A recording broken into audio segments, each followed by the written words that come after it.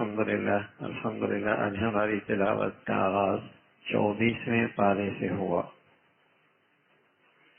ساری دنیا کے انسان دو خانوں میں تقسیم ہے، ایک جھوٹا ہے، پیغمبروں کی تکذیب کرتا ہے، جہنمی ہے، اور دوسرا انبیاء کا مبارک طبقہ ہے اور ان کے سچے پیروکار ہیں، سچائی ان کا شعار ہے، جنت ان کا ٹھکانہ ہے۔ دو خانوں میں ساری انسانیت تقسیم ہے۔ مشرک اللہ کے نبی سے اور صحابہ سے کہتے تھے ہمارے معبودوں کو برا بھلا کہو گے تو اس کا نتائج بہت برے ہوں گے۔ اللہ نے کہا الیس اللہ بکاف عبدا، کیا اللہ اپنے بندے کے لیے کافی نہیں ہے؟ اور زندگی میں کئی مراحل ہر شخص کی زندگی میں آتے ہیں جب اسے ناجائز کام پر آمادہ کیا جاتا ہے، غلط کام کی طرف بلایا جاتا ہے اور پھر اسے ڈرایا جاتا ہے نہ کرو گے تو فلاں کا عقاب ہوگا، فلاں ناراض ہو جائے گا، فلاں کی طرف سے یہ ری ایکشن آئے گا۔ تو ایسے موقع پہ اللہ نے اہل ایمان کو سبق دیا، دیکھو اللہ بھی تو ہے، اس کی رضا دیکھو، بس اس کی رضا دیکھو، اور وہ ذات ایسی ہے الیس اللہ بکاف عبدا، وہ اپنے بندوں کو کافی ہے۔ تو کسی کے دھمکی میں آنے کی ضرورت نہیں ہے، کسی سے خائف اور ڈرنے کی ضرورت نہیں ہے، بس اللہ کی رضا دیکھو، بس اللہ کی رضا دیکھو۔ باقی جن کے یہ پرستش کر رہے ہیں، معبود بنا بیٹھے، بتائیں تو صحیح، اللہ پکڑنے پہ آئے تو کیا یہ روک سکتے ہیں؟ اللہ نوازنے پہ آئے تو کیا یہ معلوم کر سکتے ہیں؟ ایک حسبی اللہ، میرا اللہ میرے لیے کافی ہے، حسبی اللہ، ایک اللہ میرے لیے کافی ہے۔ پھر اللہ نے زندگی کا تذکرہ فرمایا، موت کا تذکرہ فرمایا، نیند بھی موت کی بہنا ہے، چاہے تو اللہ روح واپس ہی نہ کرے، سوتا ہوا سوتا ہی رہ جائے، اٹھے ہی نہیں۔ اور پھر مشرکوں کا مزاج بتایا، جب شرک کی باتیں آئے، غیر اللہ کی باتیں آئے تو بڑا جی لگتا ہے، اور ایک اللہ کی بڑائی کا تذکرہ آئے تو ماتھے پہ بل آ جاتے ہیں، چی بجبی ہو جاتے ہیں۔ فرمایا یہ مشرک کل قیامت میں اللہ کی پکڑ میں جب آئے گا تو ساری دنیا کا خزانہ بھی دے ڈالے، تب بھی اس کا فدیہ اس عذاب کے بدلے میں قبول نہیں ہوگا۔ اور جب یہ مشرک مصیبت میں گھرتا ہے، اللہ کو پکارتا ہے، مصیبت ٹلتی ہے تو کہتا ہے یہ تو میرا ہنر تھا، میرا کمال تھا، میری سمجھ تھی، تبھی تو میں اس مصیبت سے نکلا ہوں۔ پھر اللہ کی خاص رحمت کا تذکرہ ہے جو اپنے گناہگار بندوں کے لیے ہے کہ دیکھو مایوسی میرے دربار میں نہیں ہے۔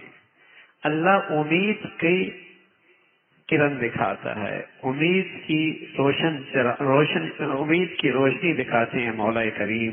فرمایا تیرے گناہ کتنی ہی صحیح لیکن میری رحمت کا ٹھکانہ بھی تو کوئی نہیں ہے۔ اللہ اپنے گناہگار بندوں کو خود بلاتا ہے، دیکھو ندامت لے کے آؤ، معاف کر دوں گا، اس کا تذکرہ فرمایا۔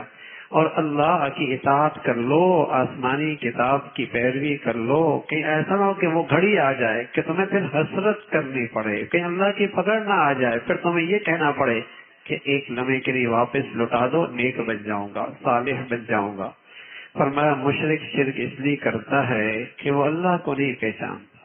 اگر کوئی اللہ کی معرفت رکھے نا اور اللہ کو پہچانے تو کون اس کا ہمسر ہو سکتا ہے، کون اس جیسا ہو سکتا ہے، کون اس کی صفات میں شریک ہو سکتا ہے، کون اس کا برابر ہو سکتا ہے؟ شرک وہیں ہوتا ہے جہاں اللہ کی معرفت نہیں ہوتی۔ مشرک شرک میں دو وجہ سے مبتلا ہوتا ہے، ایک تو یہ ہے کہ وہ شارٹ کٹ راستہ دیکھتا ہے، اللہ کو منانے کے لیے زندگی بدلنی پڑے گی، کوئی ایسا معبود مل جائے کہ حاجت بھی پوری کر دے، زندگی بھی نہ بدلنی پڑے، ہاں بکرے سے کام چل جائے، دیگ سے کام چل جائے، چادر چڑھانے سے کام چل جائے، چڑھاوے سے کام چل جائے، کوئی مشکل بھی حل ہو جائے اور زندگی بھی نہ بدلنا پڑے، اس لیے شرک میں مبتلا ہوتا ہے۔ اس لیے شرک میں ادھر اللہ، پھر زندگی بدلنی پڑے گی، اس کو راضی کرنا پڑے گا۔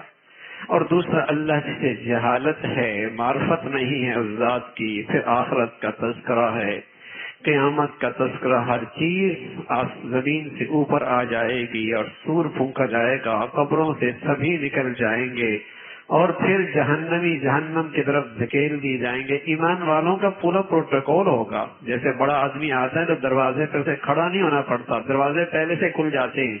فرمایا جنتیوں کے لیے دروازے اس سے پہلے ہی کھل جائیں گے اور ان کے لیے سلام سلام کا استقبال ہوگا. یہ بھی اللہ کا شکر ادا کریں گے, اتنے بہترین ٹھکانہ ملا, اس کا تذکرہ فرمایا.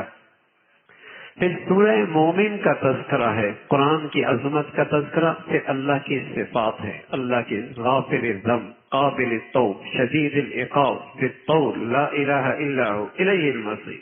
یہ اللہ کی صفات ہیں. کیا؟ غافر الذنوب, گناہ معاف کرتا ہے, توبہ قبول کرتا ہے, پکڑ بڑی سخت ہے, قدرت بہت ہے, لوٹنا اس ذات کی طرف ہے, اس کا سوا اس کا کوئی یہ اللہ کی صفات ہیں. حضرت عمر کے زمانے میں ایک شخص تھا, آپ کی خدمت میں آیا کرتا. چند دن دیکھا آپ نے, بڑا شام کا تھا, شام کا رہنے والا, بڑا ذی وجاہت قسم کا آدمی تھا. چند دن ہوا نہیں آئے تو آپ نے اپنے خادم سے کہا پتہ کرو وہ کہاں ہیں. پتہ لگا وہ شراب کی مستی میں مست ہے, وہ تو غافل ہو چکا ہے. حضرت نے اس کی طرف خط لکھا اور یہ آیتیں لکھی بھیجی, غافر الذنب وقابل التوب شدید العقاب ذی الطول لا الہ الا ہو الیہ المصیر. اپنے خادم سے کہا جاؤ یہ خط لے کے جاؤ اور اسے یہ خط اس وقت دینا جب وہ ہوش میں ہو, شراب کے نشے میں نہ ہو, یہ اسے دے دینا. یہ شخص اس کے پاس گیا اور اسے خط دیا اور وہ اللہ کے ان کلمات کو بار بار پڑھتا ہے. غافر الذنوب, گناہ معاف کرنے والا ہے, توبہ قبول کرنے والا ہے, ذی الطول, بڑی طاقت والا ہے, بڑی قدرت والا ہے, اس کے سوا ہے کوئی نہیں, لوٹنا اس کے پاس ہے. تو اس سے کیا ہوتا ہے کہ جب یہ کلمات بار بار کہلائے گئے تو اسے اللہ نے توبہ کی توفیق نصیب فرما دی. حضرت عمر فرمایا کہ دیکھو گناہگاروں کے ساتھ ایسے ہی معاملہ کیا کرو, امید دلایا کرو, مایوس کر کے انہیں اللہ سے دور نہ کرو, انہیں امید دلاؤ, اس سے اللہ کی رحمت کی امید دلاؤ, توبہ کی توفیق مل جائے گی. اس کا تذکرہ فرمایا. پھر قوموں کا تذکرہ ہے اور فرشتوں کا تذکرہ ہے جو عرش عظیم کو اٹھائے بیٹھے ہیں, ان کی یہ خدمت ان کے سپرد ہے. عرش عظیم کو اٹھائے بیٹھے ہیں, وہ اللہ کے حمد و ثنا کرتے ہیں اور دعائیں کرتے ہیں. اور یہ دعائیں ایمان والوں کے لیے بھی ہوتی ہیں. ایمان والا ہو اسے فرشتوں کی دعائیں ملتی ہیں, اور فرشتے انسانوں کے سب سے بڑے خیر خواہ ہیں. جیسے شیطان انسان کا سب سے بڑا بدخواہ ہے, ایسے اللہ کے فرشتے انسانوں, مسلمانوں کے, ایمان والوں کے سب سے بڑے خیر خواہ ہیں. دعا کرتے ہیں اللہ جو تیری طرف آتا ہے اسے اپنا بنا لے, اسے جنت دے دے, اور نہ صرف اسے دے دے, اس کے آباء و اجداد کو بھی دے دے, اس کی اولاد کو بھی دے دے, اس کے بیوی بچوں کو بھی دے دے, جنت دے دے. تو مفسرین نے لکھا کہ جنت میں سب جائیں گے اپنے اپنے اعمال کے بدولت. اگر ابا کے اعمال ویسے نہ ہوئے تو بیٹی کی سفارش پر اسے بھی بلند درجہ میں مل جائے گا. باپ کا مرتبہ اونچا ہوا, اولاد کا وہ مرتبہ نہ ہوا, باپ کی سفارش اولاد بھی اوپر چلی جائے گی, نیچے نہیں آئے گا. اللہ اوپر ترقی دے دے گا. جنت کا تذکرہ فرمایا. پھر قیامت کا تذکرہ ہے جہاں لمن الملک اليوم, بادشاہت کس کی ہے؟ اکیلا اللہ. دنیا کے سارے بونے حکمرانوں کے اختیارات بھی سلب ہو جائیں گے, سب بھی اختیار ہو جائیں گے, وہاں ایک اللہ کی بادشاہت اور فیصلہ چلے گا. پھر زمین و آسمان پہ چل پھر کے دیکھو, جنہوں نے انبیاء کی تعلیمات کا انکار کیا ان کا انجام کیا ہوا. فرعون, حامان, ان کے پاس اللہ کا پیغمبر آیا, تکذیب کی اور کہنے لگا مجھے چھوڑو, میں بس ایک ہی بات آ رہی ہے, اس شخص کو میں نے موسیٰ علیہ السلام کو میں قتل کرتا ہوں. ادھر ایک مومن آدمی جو ایمان لایا ہوا تھا, ایمان چھپا رکھا تھا, اسی نسبت سے سورت کا نام بھی مومن ہے.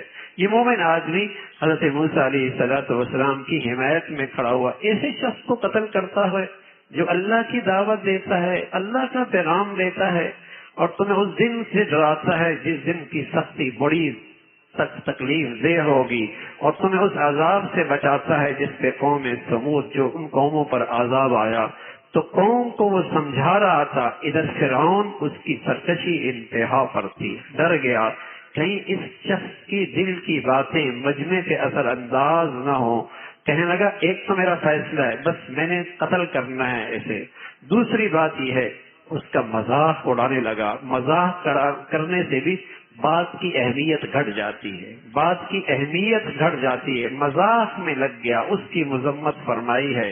پھر اللہ رب العزت نے فرمایا جو بدی لے کے آئے گا سزا دیکھے گا، ایمان کے ساتھ نیکی لے کے آئے گا اللہ اس کے لیے بہترین جنت کا ٹھکانہ، بہترین رزق کا انتظام فرما رکھا ہے۔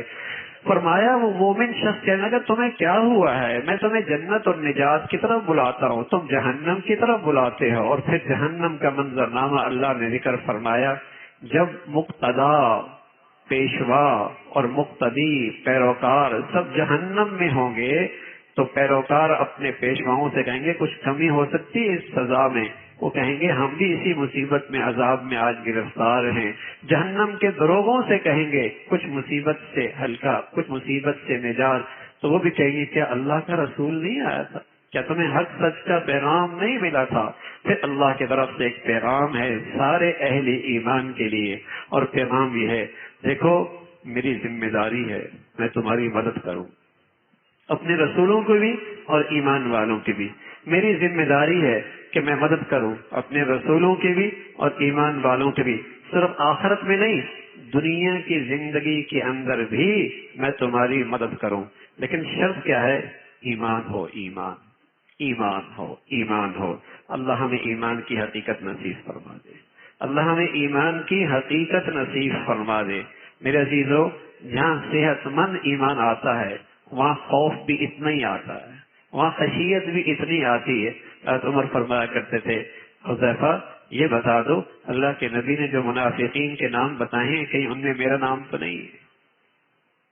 جہاں خالص ایمان آتا ہے وہاں خشیت بھی آتی ہے، وہاں خوف خدا بھی آتا ہے، وہاں خوف خدا بھی آتا ہے، وہاں ہر وقت یہ فکر بھی لائق رہتی ہے نافق حنظلہ، نافق حنظلہ، حنظلہ تو منافق ہو گیا، حنظلہ تو منافق ہو گیا۔ ہاں، جہاں گناہوں کی ظلمت ہوتی ہے نا، جہاں گناہوں کی ظلمت ہوتی ہے اور جہاں ایمان کی حقیقت رخصت ہو جاتی ہے وہاں اطمینان ہوتا ہے، وہاں اطمینان ہوتا ہے۔ تو خالص ایمان کے ساتھ خشیت ساتھ ہوتی ہے، خوف خدا ساتھ ہوتا ہے، اللہ سے ڈر ساتھ رہتا ہے۔ تو ایمان کی حقیقت نصیب ہو جائے، اللہ کی مدد اور نصرت یقینی ہے، اس کا تذکرہ فرمایا۔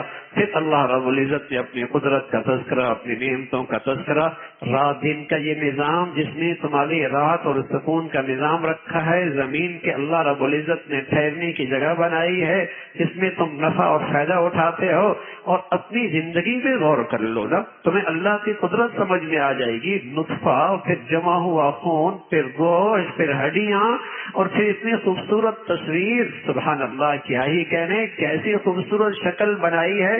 بتائیے آنکھیں یہاں نہ ہوتی کہیں اور ہو جاتی، کیسا بد شکل ہو جاتا، اور آج کوئی بچہ ناک یہاں نہ ہو کہیں اور نکلی ہوئی ہو، بتاؤ کیسی بد شکل ہوگا۔ اور زبان سے لیتا ہے، ناک سے سونگتا ہے، آنکھ سے دیکھتا ہے، لقمہ منہ میں ڈال لیتا ہے، کیسی اللہ نے تصویر بنائی۔ فتبارک اللہ، الحمدللہ، اللہ کا شکر ہے، اس کا تذکرہ فرمایا۔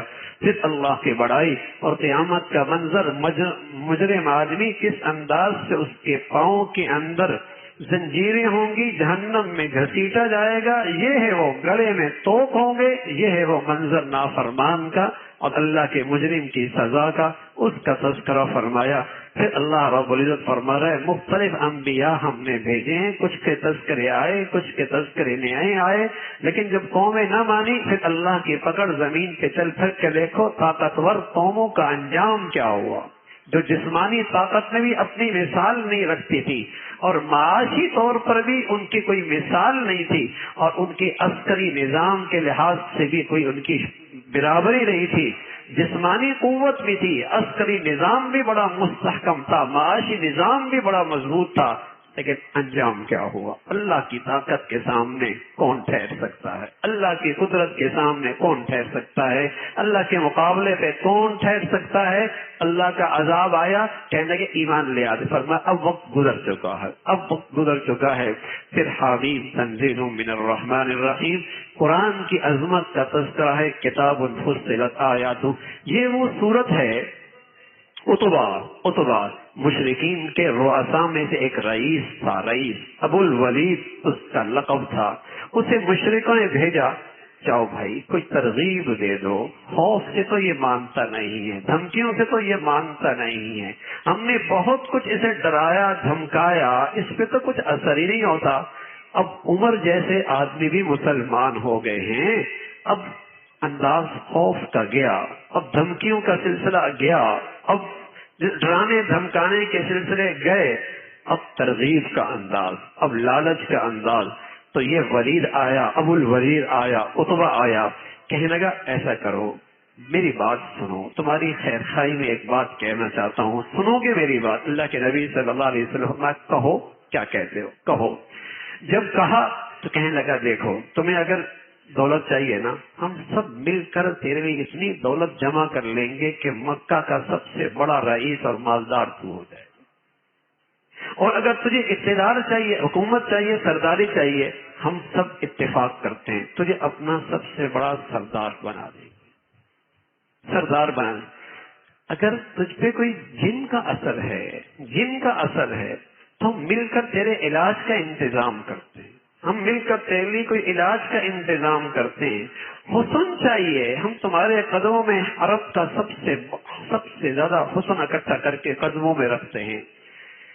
اللہ کے نبی صلی اللہ علیہ وسلم نے عتبہ کی یہ ساری باتیں سنی اور پھر قرآن کی یہ آیتیں پڑھی، کتاب فصلت آیاتہ قرآنا عربیا لقوم یعلمون بشیرا ونذیرا فأعرض اکثرهم فهم لا يسمعون وقالوا قلوبنا فی اکنۃ، کئی ساری آیتیں پڑھ لی، پڑھتے پڑھتے فأعرضوا عن ذکری، یہاں تک پہنچے کہنے لگے عتبہ کہنے لگے اللہ کا نام لے، خاندان کا واسطہ، خاندان کا رشتہ داری کا واسطہ، رک جا میرا دل پھٹ جائے گا، بس کر۔ اور پھر وہ اس مجلس سے اٹھا اور مشرکوں مجلس میں گیا تو مشرکوں جب اسے دیکھا تو کہنے لگے یہ عتبہ جو گیا تھا ویسا نہیں ہے، یہ کچھ بدلا ہوا لگ رہا ہے، یہ وہ نہیں ہے جو گیا تھا، یہ کچھ بدلا ہوا لگتا ہے اس پر بھی اس شخص کے زبان کا جادو چل گیا۔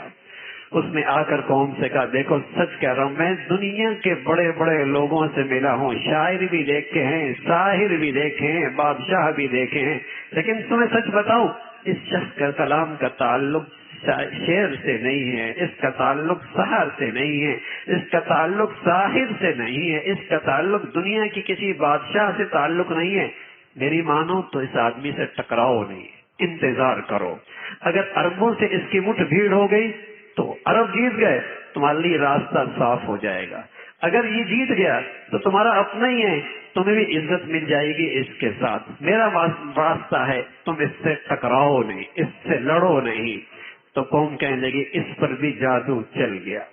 تو قرآن ہے ہی ایسی چیز بھائی، قرآن ہے ہی ایسی چیز جس میں اللہ کا یہ پیغام ہے، آپ بشیر ہیں، آپ نذیر ہیں، آپ انہیں کہہ دیں میں ایک بشر ہوں، اللہ نے مجھ پر وحی بھیجی ہے، رسالت مجھے دی ہے، رسالت کا تاج مجھ پر پہنایا ہے، اسی کی مانو، اسی کی اطاعت کرو۔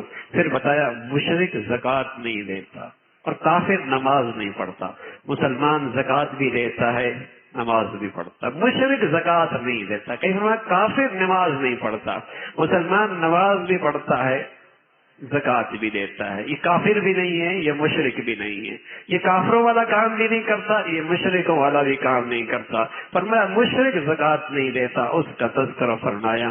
پھر اللہ نے مختلف قوموں کا تذکرہ فرمایا، عاد کا ذکر فرمایا، کیسی طاقتور قوم تھی، چیخ آئی کلیجے پھٹ گئے، قوم سمود کا تذکرہ فرمایا، پیغمبر کی تعلیمات کا انکار کیا، نیست و نابود ہو گئی۔ پھر فرمایا ایک دن آنے والا ہے جہاں سب کو اکٹھا کیا جائے گا اور اس دن انسان کی زبان نہیں بولے گی، ران بولے گی، ران بولے گی، ہاتھ بولیں گے، جسم کا ہر عضو بولے گا، جس سے اس میں خلوتوں اور تنہائیوں میں اللہ کے حق میں خیانت کی تھی، وہ آزاد بولیں گے، انہیں قوت گویائی ملے گی، انہیں قوت گویائی ملے گی۔ اور یہ انسان کہے گا تمہاری صحت اور لذت کے لیے تو سارے گناہ کیے اور تمہیں آج میرے خلاف، تو کہیں گے ہاں جس ذات نے زبان کو گویائی دی تھی اس ذات کا حکم ہے کہ ہم بھی بولیں، اس ذات کا حکم ہے کہ ہم بھی بولیں۔ تو اللہ سے تو نہیں چھپ سکتے بھائی، اللہ سے تو نہیں چھپ سکتے، اس سے تو کوئی پردہ نہیں ہو سکتا، اس کے علم سے تو کوئی نہیں اوجھل ہو سکتا۔ تو یوں فرمایا، پھر اللہ نے کفار کا تذکرہ فرمایا، وہ قرآن کی تعلیمات کے مخالف ہوتے، قرآن کی تعلیمات کے مخالف ہوتے ہیں، انہیں کے لیے قرآن کا سننا سخت ناگوار گزرتا ہے۔ مسلمان جب قرآن سنتا ہے ادب ہوتا ہے، ادب ہوتا ہے، احترام ہوتا ہے، خاموش ہوتا ہے۔ کافر قرآنی تعلیمات کا مخالف ہوتا ہے، شور و غل کرتا ہے، اس کا تذکرہ فرمایا۔ پھر ایمان والوں کا تذکرہ فرمایا جو استقامت کا مظاہرہ کرتے ہیں، ربنا اللہ، میرا رب اللہ ہے، ہر حال میں اس کی اطاعت فرما برداری۔ ایسے استقامت والے جب مرنے لگتے ہیں تو اللہ نے بتایا اس کا منظر کیا ہوتا ہے۔ اللہ فرشتے اس کے ارد گرد اکٹھے کر دیتے ہیں اور یہ فرشتے اس مرنے والی کے حوصلہ افزائی کرتے ہیں، ہمت دلاتے ہیں، امید دلاتے ہیں، خوف اس کے دل و دماغ سے چھٹ جاتا ہے اور کہتے ہیں وہ کہاں جا رہا ہے؟ وہاں جا رہا ہے کہ تیرا رب تیرا میزبان ہے، تو رب کا مہمان ہے اور رب کی میزبانی اس کی شان شان ہوگی، اس کی میزبانی شان شان ہوگی۔ خوف کھانے کی ضرورت نہیں، آگے کی ساری گھاٹیوں میں ہم آپ کے ساتھ ہیں۔ حزن کھانے کے، حزن کہتے ہیں جو پیچھے چھوڑا، پیچھے رہ جانے والوں کے ڈر کی ضرورت نہیں، اس لیے کہ آگے کا معاملہ پہلے سے بہت بڑھیا ہے۔ تو یوں اللہ کے فرشتے اس کی حوصلہ افزائی اور اسے امید دلاتے ہیں، اور یوں یہ شخص مسکراتے دل کے ساتھ، خوشی کے ساتھ یہاں سے روانہ ہوتا ہے۔ جانا سپنے ہیں بھائی، جانا سپنے ہیں، یہ موت کا گھونٹ کوئی نہیں بچا کرتا، اس سے جانا سب نے ہے۔ اللہ کرے ایسا ہو جیسے اللہ کے پیاروں کی موت آیا کرتی ہے، پھر وہ جانا رہ جانے سے بہت بڑھیا ہوگا، پھر یہ جانا رہ جانے سے بہت بڑھیا ہوگا۔ اس کا تذکرہ فرمایا، فرمایا نیکی اور بدی برابر نہیں ہو سکتی، اس میں اخلاق سے پیش آنا مسلمانوں کا خاص شعار ہے، اور مسلمان اسلام پہ فخر کرتا ہے اور فخریہ انداز میں کہتا ہے الحمدللہ میں مسلمان ہوں، شرماتا نہیں ہے بھائی، شرماتا نہیں ہے مسلمان، احساس کمتری کا شکار نہیں ہوتا کہ کیوں میں لوگوں کو مسلمان لگوں، میں کیوں لوگوں میں مسلمان لگوں۔ یہ احساس کمتری کا شکار جو اسلام کو عزت نہیں دیا کرتا وہ انسان کبھی عزت نہیں پایا کرتا۔ جب سے مسلمان قوم نے اسلام کو عزت دینا چھوڑی ہے دنیا میں ذلیل اور رسوا ہو گئی ہے۔ جب یہ مسلمان قوم اسلام کو عزت دیا کرتی تھی اسلام اسے عزت دیا کرتا تھا۔ عمر فرمایا کرتے تھے اعزنا اللہ بالاسلام، ہمیں تو جو عزت ملی ہے اسلام کی وجہ سے ملی ہے۔ ومن یبحث دونہ اضلہ اللہ، اور جو اسلام کے چھوڑ کے مغرب کے طور طریقوں میں اور اس کی معاشرت میں اور اس کے لباس پوشاک میں اور اس کے اسٹیٹس میں عزت چاہے گا اس کو اللہ ذلیل اور رسوا کر دے گا۔ جانوروں کو پیچھے چل کر انسان کبھی نہیں کامیاب ہوا کرتا، جانوروں کے پیچھے کبھی چل کر انسان کامیاب نہیں ہوا کرتا۔ مسلمانوں کے پاس تو ایسا عظیم شان زندگی ہے اسلام کی شکل میں، فرمایا مسلمان اپنے اسلام پہ فخر کرتا۔ آج کے بچے بچیاں اسلامی طرز زندگی اپنانے سے شرماتی ہیں، احساس کمتری کا شکار ہوتی ہیں، بلکہ ماں باپ نام مسلمانوں کے سے رکھ دیں تو شرماتے ہیں، اس نام سے مجھے کوئی نہ پکارے، کوئی ٹیکو کوئی پوٹو، پتہ نہیں کیسے کیسے نام رکھ دی جاتے ہیں تاکہ مسلمانوں کے نام سے مجھے نہ پکارا جائے، میں مسلمان نہ لگوں۔ تو جو اتنا احساس کمتری کا شکار ہے قسم خدا کی ڈر ہے موت سے پہلے اسلام سے رہی نہ جائے۔ انلزمکموها وانتم لها کارہون، تمہیں تو اسلام کی قدر نہ ہو اور اسلام تمہارے گلے کا توق بن جائے، ایسا نہیں ہوتا۔ غیور ذات ہے اللہ، دولت عہدے منصب یہ ساری گری پڑی چیزیں دوست دشمن سب کو دے دیا کرتا ہے، لیکن اسلام کی دولت ہر ایرے غیرے کو نہیں ملتی، ہر کسے ناقص کو نہیں ملتی، ہر نقدرے کو نہیں ملتی۔ یہ دولت صرف اسی کے پاس رہتی ہے جو اس دولت کی قدر کرتا ہے۔ دولت، عہدے، منصب، زمینیں، جاگیریں، یہ اللہ قارون، فرعون، حامان، دشمنوں، دوستوں سب کو دیتا ہے. اس کی اللہ کے یہاں کوئی اتنی قدر و قیمت نہیں ہے. قدر کرو نہ کرو تب بھی مل جایا کرتی ہے. باپ بادشاہ، بیٹا وزیر خود بن گیا. باپ جاگیردار تھا، مرتی بیٹا جاگیردار بن گیا. باپ مالدار تھا، مرتی بیٹا مالدار بن گیا. باپ اچھا مسلمان تھا، ضروری نہیں بیٹا بھی اچھا مسلمان ہو. قدر کرے گا تب یہ دولت ہوگی، قدر کرے گا تب یہ دولت ہوگی. یہ اللہ کے دربار کی کوئی گری پڑی دولت نہیں ہے. ہر کسے ناچس کو مل جائے، قدر نے کی گھر سے چلی جائے گی، زندگی سے چلی جائے گی. یہ تو ان شخص کے پاس رہتی ہے اور ان لوگوں کے پاس رہتی ہے جو اس نعمت اسلام کی قدر کرتے. انہیں فخر ہے، الحمدللہ مسلمان ہیں، ہم مسلمان ہیں. اللہ نے اتنی عظیم دولت دے رکھی ہے، اس کا تذکرہ پھر اللہ کی قدرت کے نشانے سورج چاند ہے. ان کی پرستش نہ کرو بھائی، جو ان کا خالق اور مالک ہے اس کی عبادت کرو. اس کی قدرت نہیں دیکھتے، زمین سوکھی پڑتی ہے، آسمان سے بارش پڑتی ہے، ایسی سبزہ باہر آ جاتا ہے. یہ اس کی قدرت ہے. جو مردہ زمین کو زندہ کرے گا وہ مردہ انسانوں کو بھی زندہ کرے گا. پھر قرآن کی عظمت کا تذکرہ ہے. قرآن عربی میں ہے، عجمی میں ہوتا تو ان کو پھر اعتراض ہوتا. ہم عربی، قرآن عجمی، ہاں تو پھر ان کو اعتراض ہوتا. فرمایا جو ایمان نہیں لاتے ان کے دلوں میں اعتراضات ہی رہتے ہیں، ان کے دلوں میں اعتراضات ہی رہتے ہیں. اسلام کے احکامات پر اعتراضات وہاں پیدا ہوتے ہیں جب دل گناہوں کی گندگیوں سے سیاہ ہو جاتا ہے اور دلوں سے اللہ کی عظمت اور بڑائی نکل جاتی ہے. اور جب دلوں میں اللہ کی عظمت اور بڑائی ہوتی ہے تو اسلام کے کسی حکم پر اعتراض باقی نہیں رہتا. دل ایسا کھل جاتا ہے کہ جس ذات نے یہ حکم بھیجا ہے اس کا علم کامل ہے، اس کی قدرت کامل ہے، اس کی حکمت کامل ہے. اسلام پر احکامات پر اعتراضات وہی ہوتے ہیں جب دلوں میں کجی آتی ہے. ماہر ڈاکٹر جس پر اعتماد ہو وہ نسخہ لے کے بھیج دے، بتائیے اعتراض ہوتا ہے؟ بلکہ دل میں آئی بھی تو کیا کہتے ہیں، میاں زندگی گزاری ہے، اس نے ریسرچ کی ہے، اس کا علم ہے، اس کی فن ہے، وہ جانتا ہے. تو ڈاکٹر کے فن پر اعتماد ہو تو اس کے نسخے پہ اعتماد نہیں. اللہ کی ذات پہ کسی کو اعتماد ہو، زندگی کا نسخہ وہ دے، اور پھر کسی کو اعتراض ہو، یہ اسی کو اعتراض ہوتا ہے جسے اللہ پہ اعتماد نہیں ہوتا، جسے اللہ کا تعارف نہیں ہوتا. تو قرآن پر اعتراض انہی لوگوں کا ہے جن کے دلوں کے اندر کجی ہے. فرمایا صبر کیجئے، صبر کیجئے، ایک دن آنے والا ہے ہر نیکی کرنے والے کو اس کا اجر ملے گا اور گناہوں کا وبال اس پر ہوگا. اور اللہ اپنے بندوں پہ ظلم نہیں کرتا، اللہ اپنے بندوں پہ ظلم نہیں کرتا. اللہ عمل کی توفیق نصیب فرما دے.